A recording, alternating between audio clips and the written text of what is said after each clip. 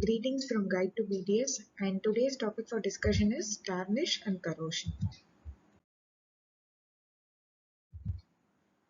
First, moving on to tarnish, as you can see in the picture, tarnish is nothing but the surface discoloration of a metal, whereas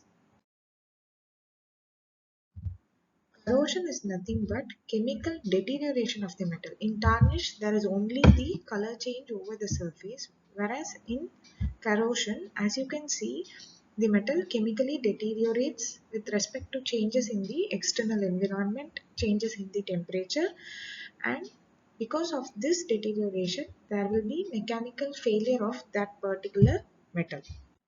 Now moving on to the types of corrosion.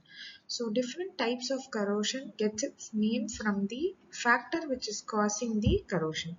So if it is a liquid environment, it is wet. If when there is an absence of electrolyte, you call it as dry.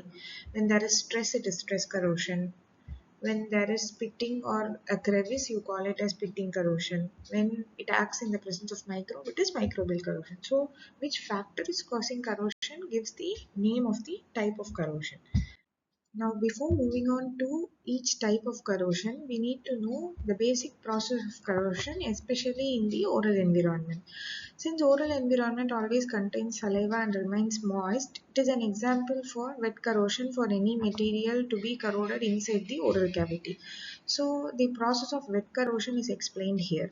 So, you take an example of iron in hydrochloric acid. How does an iron corrode?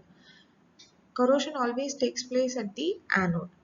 Your anode will lose electrons, and these electrons will go and get deposited at the cathode. So the more negative the potential of metal, it will corrode easily, and more positive the potential of a metal, it will have less capacity to corrode. That's why your anode has the corrosion products, and the ions go into the solution and get deposited in the cathode. As you can see in this picture also, when you take ferrous ion, it will lose the two electrons in the medium of HCl, and it will go and deposit at the cathode. So this is how corrosion takes place, and an electrical cell is being generated, and this is the electrical path. So with this general idea of how wet corrosion is taking place, we will now study each and every corrosion in detail in the part 2 video.